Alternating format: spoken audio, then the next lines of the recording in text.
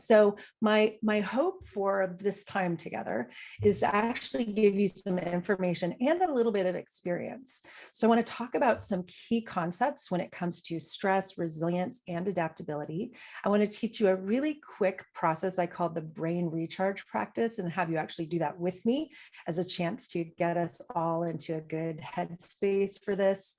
I'm going to talk about my stress mastery formula, which is really all about adaptability. We'll talk about adapting through adversity. And then I'm going to talk about maybe a challenge that you can give yourself, you can also use with your clients. I first of all want to make it really clear that I think it's super important that we put our hat on first. I'm sure that's something that you already practice if you're here.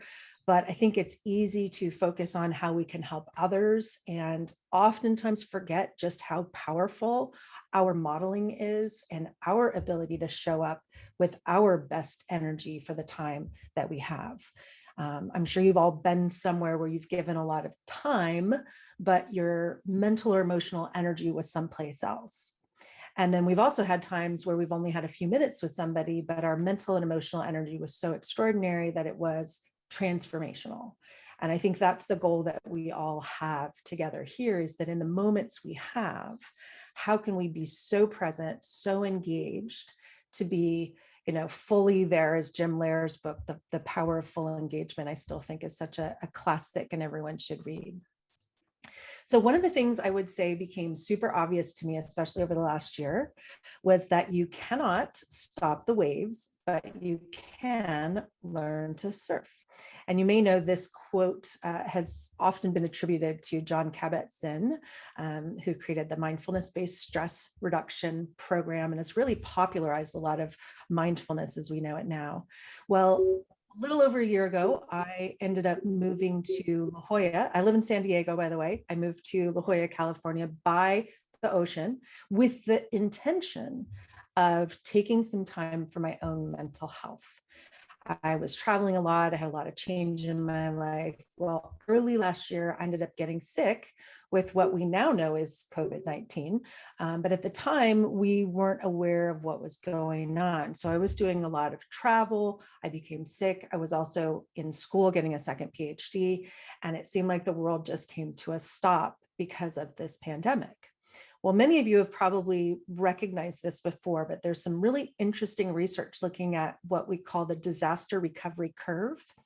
And what often happens in the midst of a disaster is we get a surge of energy and we actually feel really excited. Maybe some of the adrenaline is surging through our system.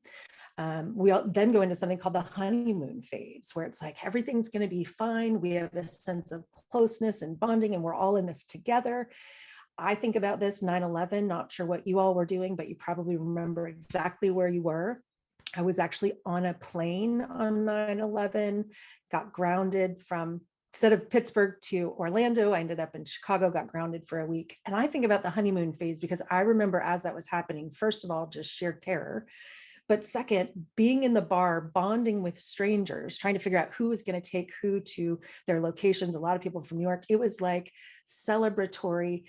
And we're all in this together and we're going to be okay. And that's how a lot of us felt right after the pandemic, or maybe even at times throughout this pandemic. But the other piece that happens and is so natural is some of the disillusionment and then some of the exhaustion before we start the reconstruction. And I think that this is important if we can kind of think about it through this lens of the waves of emotion and the waves of the energy that we're feeling, and know that that's all part of the natural cycle. Again, for ourselves, especially as we're going out there and wanting to help everybody, that if you're feeling tired or fatigued or frustrated or irritable or hungrier or less hungry or more tired or not sleeping, all of those things are natural waves that we're going to experience, but we're going to experience those. And now we're feeling a heightened surge of these waves, but the waves are always there. And at times they're super strong. But here's the part that I think is the most exciting. In the energy of the wave is power that can propel us forward. And so I think it's a really different mindset, as Margaret was saying. If we look at stress through the lens of energy and information, understanding that that's really all stress is. Stress is an experience we have when demand exceeds capacity. It's not good, it's not bad. A lot of people will say, well, I know there's good stress and bad stress and eustress and distress. And by the way, Hans Selye, who first came up with the term stress the way we use it now and just talked about distress versus eustress, even Hans Selye said, wow, this is a mess, because in addition to being itself, stress is the cause of and the results of itself. So now when we talk about stress, what are we really even talking about? In fact, I'd love to ask those of you who are here live and chatting right now, if you were to define stress for someone, how would you define it?